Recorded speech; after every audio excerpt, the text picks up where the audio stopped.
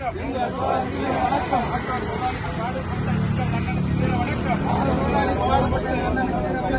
நாளைக்கு பிரச்சனை என்றால் நாளாய் குரல் கொடுக்கும். எங்கள் தோழருக்கு வீர வணக்கம்.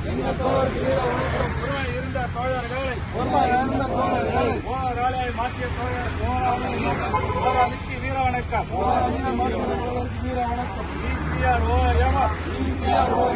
தோழர்களை ஒன்றிணைத்த தமிழ்ச்செல்வன் தோழருக்கு வீர வணக்கம்.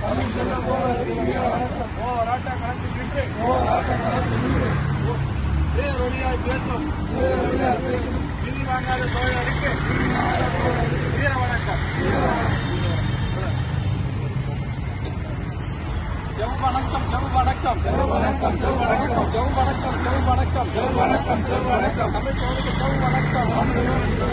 தென் சென்னை பகுதிகளில் கேரள தொழிலை தோற்றுவித்த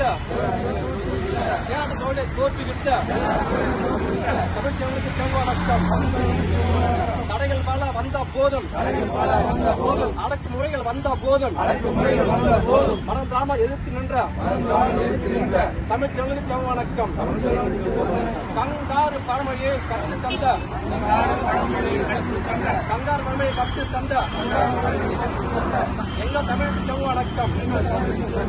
பள்ளிக்கரணை பகுதிகளில் குண்டாஞ்சல்கள் தாக்கிய போதும் மணிக்கட்டு உடைந்த போதும் எழுத்து நின்ற தலைவனுக்கு வீர வணக்கம் வீர வணக்கம்.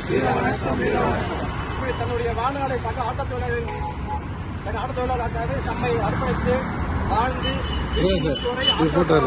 எண்ணி போட்டோ வீடியோ எடுத்துற குரூப்ல போடுறது. அவர்களின் இந்த தியாகத்தை என்றும் நினைப்போம். வீர வணக்கம்.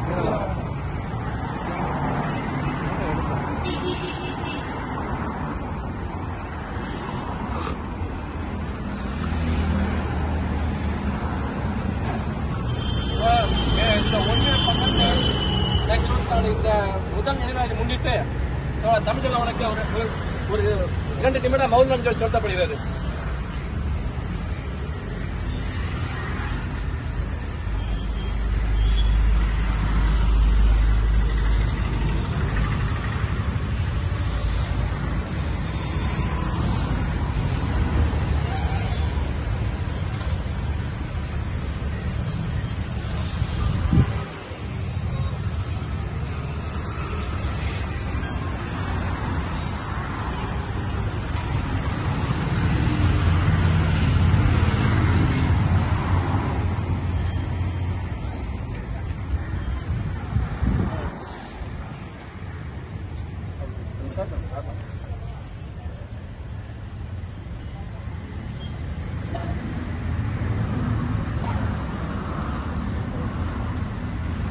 ஊதுபத்தியை பத்தி வைங்கப்பா. வேணாமா வேணாமா சரி ஓகே.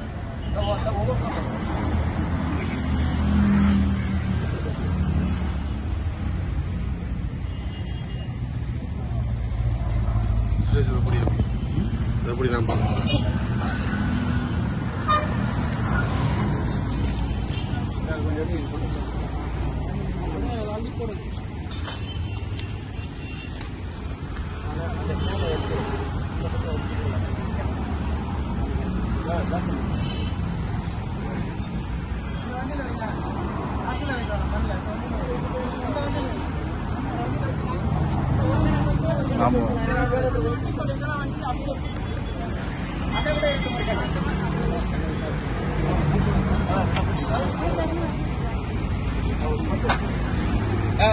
ஒரு நிமிஷம் கொஞ்சம் ஹஸ்பண்ட் ஆகும்.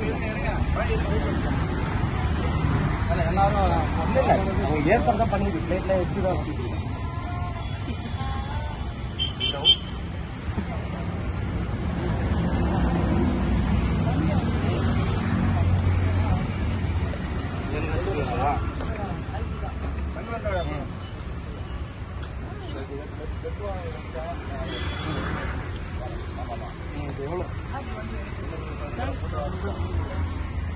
நீங்க போட்டு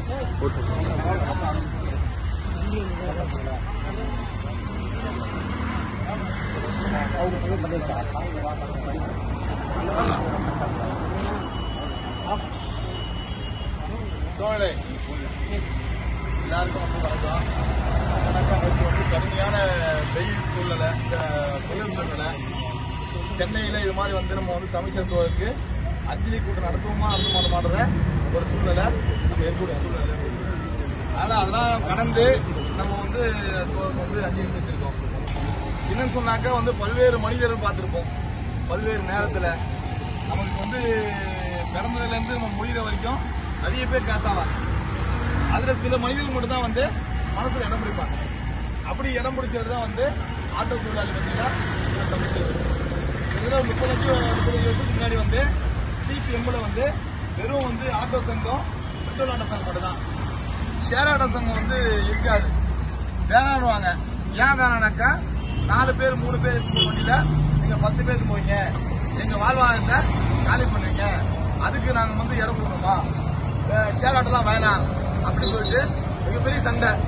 அப்போ அந்த நேரத்தில் சென்னை நகரம் முழுவதும் வந்து இங்கேயும் வந்து ஷேர் ஆட்டோ ஓடல.